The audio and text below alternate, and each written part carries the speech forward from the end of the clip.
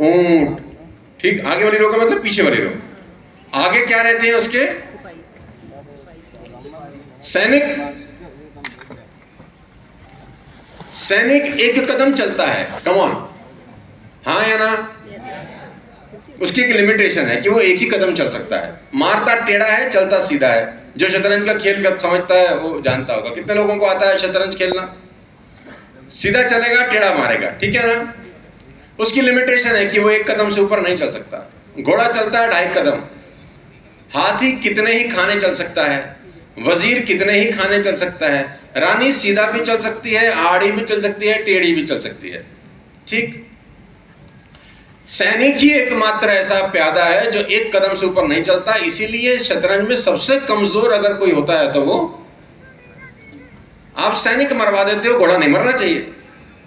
सैनिक मर जाए, हाथी नहीं मरना चाहिए। ऐसा होता है कि नहीं होता? आप और हम सब सैनिक हैं भाई।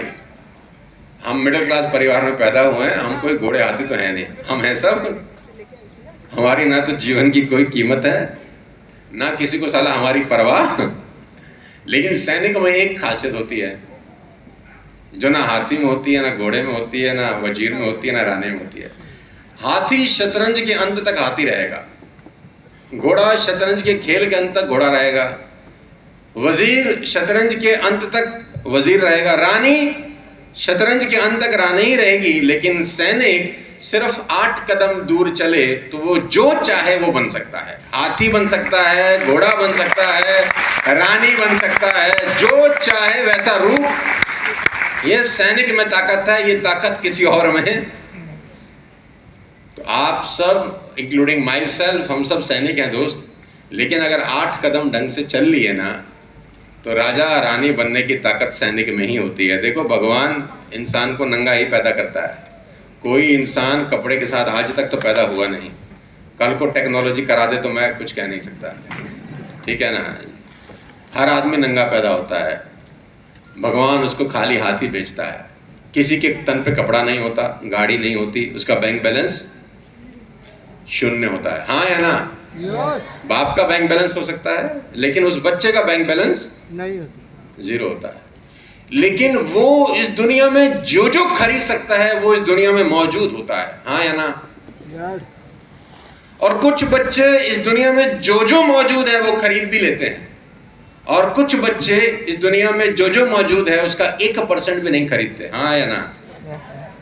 पैदा तो सब एक जैसे होते हैं, नंगे ही होते हैं यार। भगवान टपकाता नहीं है कि तू पैदा हुआ ले गाड़ी बाहर खड़ी है, पैदा हुआ ये घर तेरा है, पैदा हुआ ये कपड़े तेरे हैं, ये सोनी सी कुड़ी तेरी गर्लफ्रेंड बनेगी। पैदा हुआ तो सब चीजें आसमान से कोई भगवान नहीं गिराता। भगवान कहता है मेहनत कर, जो चाहता है ना इस दुनिया में सब तेरे लिए रखा है, थोड़ी सी मेहनत करके ले सकता है। लेकिन हाथ में नहीं दूंगा कुछ भी, प्लेट में सजा के।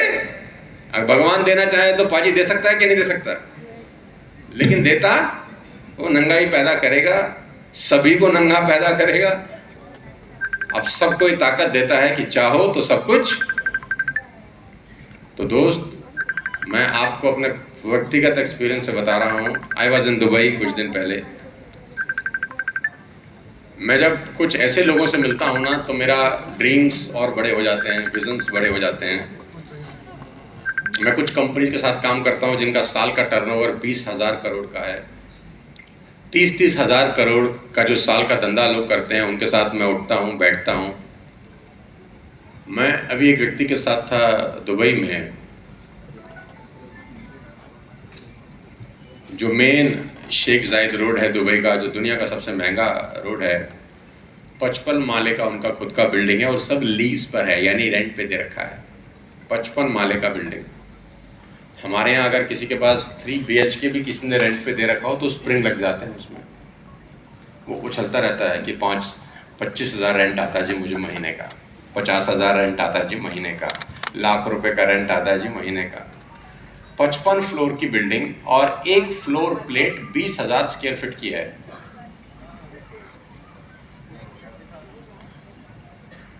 कितना पैसा आता है वो तो नहीं बताऊंगा। अगर वो सुबह से रात तक अपने हाथ से पैसा जलाए तो भी नहीं जला सकते। अगर वो सुबह से रात तक पैसा अपना चलाना शुरू करें तो पैसा नहीं खत्म होता, लेकिन बंदा 16 घंटे काम करता है, 16 घंटे। और अहंकार का आधा आ भी उसके अंदर नहीं है। मुझे मेरे केबिन से रिसीव करने आए, अपने केबिन में लेकर गए, 2 घंटा मेरे साथ बातचीत करी। क्या बातचीत करी, खैर वो तो अभी डिस्क्लोज नहीं कर सकता, बट ऐसे लोगों के साथ जब आप उठते हैं बैठते हैं तो आपको मालूम चलता है कि अभी तो हम कितने गरीब हैं यार। मैं तो बहुत अमीर अमीर सोच के अपने आप को दुबई जाता हूँ और गरीब गरीब होके वापस लौटता हूँ, क्योंकि आपके पास अगर बिजनेस क्लास है ना, तब भी आपके सामने कोई फर्स्ट क्लास में बैठा है। बिजनेस क्लास होने के बावजूद भी गरीब फीलिंग आती है कि नहीं यार, मैंने अपनी टीम को बोला यार तुम फर्स्ट क्लास कराया करो मेरे लिए, बिजनेस क्लास में मुझे बहुत बुरा फील होता है यार, क्यों आगे और तुमसे लोग बैठे हैं और हम सोचते सबसे आगे अपन होने चाहिए यार। तो बोलते हैं अरे सर बिजनेस क्लास की 2 लाख रुपए की टिकट है, ये सॉरी फर्स्ट क्लास की 2 लाख की टिकट है और बिजनेस क्लास की 1.5 लाख की, तो 50,000 बचते हैं। अरे मैंने कहा तुम 50,000 दे दिया करो, मेरा खून बहुत जलता है 5 घंटे की फ्लाइट में। तो जब आप वहाँ से लौटते हैं तो आपको मालूम चलता है कि इस दुनिया में लोगों के पास बहुत दौलत है, मान है, सम्मान है। तो हम और आप सब अभी शुरुआत कर रहे हैं दोस्त, है ना। और आपके पास अच्छी बात यह है कि आपके पास हिंदुस्तान की सबसे अच्छी कंपनी का प्लेटफॉर्म है वेस्टिज का। और ये बहुत प्राउडली कह रहा हूँ मैं, इसलिए नहीं कि मैं कर रहा हूँ, इसलिए कि मैंने 6 साल में इसको ठोक बजा के देख लिया अच्छे से कि इसमें कोई लीकेज नहीं है। अगले 5 साल के बाद भी वेस्टिज का पे आउट हर 10 तारीख को आ रहा होगा, आप हो कि ना हो। अगले 10 साल के बाद भी वेस्टिज का पे आउट हर 10 तारीख को आ रहा होगा, आप हो कि ना हो। तो इतना बड़ा जो ये सेफ्टी सिक्योरिटी है वो इसके अलावा आपको हिंदुस्तान में किसी और कंपनी में मिलेगा नहीं। यहाँ तो लीडर रह जाते हैं, कंपनियां गोल हो जाती हैं। सो आपको बहुत बहुत बधाई देना चाहता हूँ, लेकिन इतना ही कहूँगा आप सब दोस्तों को भाई कि मेरे दोस्त कुर्बानी तो तैयार हैं। मैं आज आपसे आपकी ही मौत मांग रहा हूँ। सोच लो, सफर बड़ा कठिन होगा अगले 1 साल। अगला 1 साल खून के आंसू पीने पड़ेंगे। ये कहने में बहुत सरल है, लेकिन जब आप करने लगेंगे ना तो बहुत तकलीफ होगा। रात रात भर घर से बाहर रहना पड़ेगा, शरीर साथ नहीं देगा, दर्द होगा, लोग मना कर रहे होंगे। और तकलीफ तब ज्यादा होती है जब बहुत प्यारा आदमी मना कर जाता है, जिस पे बड़ी उम्मीद थी कि ये तो इशिदा यूसीडी बनाऊंगा इसको। तो क्या आप सब लोग अगला 1 साल पूरी तरह से कुर्बान होने को तैयार हो क्या? देख लो, संडे का समय है और ये जो श्राद्ध वाले दिन है ना, ऐसा कहते हैं हमारे ग्रंथ में कि पूर्वज आते हैं ऊपर से नीचे देखने। हाँ, आप मानते हो इन बातों को? मैं तो भाई बहुत बिलीव करता हूं। हो सकता है जो तुम्हारे पूर्वज हो आजू बाजू बैठे ही हो कि हाँ हमारी जनरेशन सोनू शर्मा जी को सुनने गई है, और देखते हैं ये उनकी बात मानती है या आपके संगे संगे आई हो। देखो आजू बाजू हाथ लगाओ, कहीं कुछ महसूस हो रहा है क्या किसी को?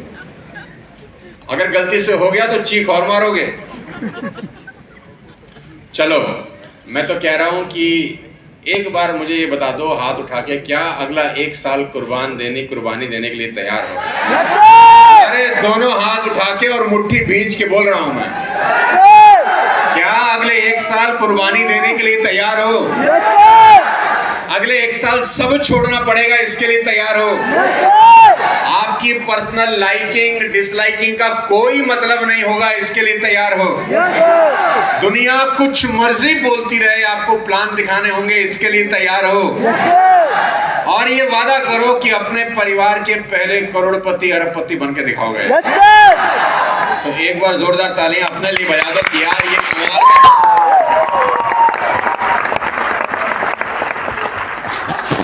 देखो, हम धागा पहनते हैं ना हाथ पे, धागा जब पहनते हैं हाथ पे तो भरोसा हो जाता है कुछ अच्छा होगा। पेड़ पे धागा बांधते हैं तो भरोसा होता है कुछ अच्छा होगा। चांद को देख के व्रत तोड़ते हैं तो सोचते हैं कुछ, सूर्य को जल देते हैं तो सोचते हैं कुछ। ये सब बाहर की चीजें हैं यार, बाहर की चीजों पे कितना भरोसा करते हैं ना।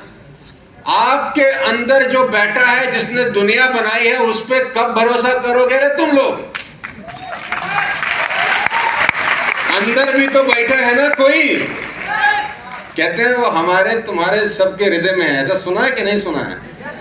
तो जब धागों पे भरोसा हो जाता है, जल पे भरोसा हो जाता है, चांद सूरज पे भरोसा हो जाता है भाई, तो तुम्हें खुद पे कब भरोसा होगा? सबसे बढ़िया प्रोडक्ट तो उसका तुम ही हो। वो चाहे तो भी तुम जैसा दूसरा नहीं ना बना सकता। और अगर गलती से तुम्हें तुम्हारे जैसा ही दूसरा दिख जाएगा तो तकलीफ और होगी, बहुत तो भयंकर होगी। पापा से पूछोगे, पापा आप ठीक हो? मेरे जैसे दूसरे कहां से दिखाई दिए मुझको? हाँ? ये सर भी बोल रहे हो? हाँ? अति उत्तम। आप क्या सब तैयार हैं? कमान यार, थोड़ा सीरियस। मैं सीरियस नोट की बात कर रहा हूं। मैं सब चाहता हूं कि आप सब लोग अगले साल का रेजोल्यूशन लें। 2026 14 सितंबर मंडे का दिन है। एक साल बाद का प्लान करें और अगले एक साल का टारगेट लें कि हम अगले एक साल के बाद जब 7th एनिवर्सरी सेलिब्रेट करने आएंगे तो इस रैंक को अचीव करके स्टेज पर आएंगे। रैंक क्या होगी वो आप अपने मन से खुद से डिसाइड कर सकते हो। आप चाहो तो अपने लिए क्राउन डायरेक्टर की रैंक डिसाइड कर सकते हो। आप चाहो तो यूसीडी की रैंक डिसाइड कर सकते हो। आप चाहो तो डीसीडी की रैंक डिसाइड कर सकते हो। और आप चाहो तो डीयूसीडी की रैंक भी डिसाइड कर सकते हो। आप चाहो तो डायमंड की रैंक भी डिसाइड कर सकते हो। आप चाहो तो स्टार की रैंक डिसाइड कर सकते हो। लेकिन मैं चाहता हूं आप अपने मन में एक रैंक लेकर इस कमरे से बाहर निकलना कि 14 सितंबर 2026 को जब पहुंचूंगा तो बिना उस रैंक के स्टेज पर कदम ही नहीं रखूंगा।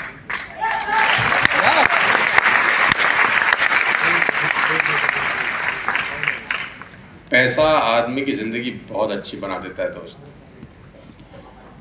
मैं अपनी फैमिली के साथ दुबई गया कोई कुछ समय पहले। मैं जिस होटल में रुका उसका मैं ये अपना महिमा मंडन करने के लिए नहीं बोल रहा, मुझे इंटरेस्ट नहीं है इन सब चीज़ों में। लेकिन आपको सिर्फ ये आवाज़ कराना चाहता हूँ कि पैसा आपकी ज़िंदगी कितना अच्छा कर देता है। तो I was in Atlantis, the costliest hotel in the world, Atlantis. Per night stay, suite room, 1,90,000 rupees only. हाँ, मैं फिर से बोल देता हूँ, पर नाइट स्टे 1,90,000 रुपीज। मैं जब 1,90,000 बोलूंगा तो तुमको ओनली बोलना है यार, ठीक है? 1,90,000 रुपीज। मैं चाहता हूं तुम्हारी जिंदगी में ये ओनली आ जाए बस यार। तुम सब ये ओनली करो यार। अद्भुत होटल है। और मैं था वहाँ 7 दिनों के लिए। तो मैं अपने आप को बड़ा अमीर समझ रहा था कि 2 लाख रुपए, अरे बहुत होता है यार, हम तो 3 लाख का कर्ज था हम पे तो किस जमाने में। तो मैं बहुत अमीर समझ रहा था कि 7 दिन के लिए मैं रुका हूँ अपनी फैमिली को लेकर, और मैं बहुत अमीर आदमी हूँ। मेरे 25 स्वीट रूम में रुके हैं, बिजनेस क्लास से हम आए हैं। तो जो मेरा कमरा था उसी के सामने एक अंग्रेज और एक अंग्रेजन रुके हुए थे। तो जब आप 7 दिन रहते हैं तो आते जाते गुड मॉर्निंग,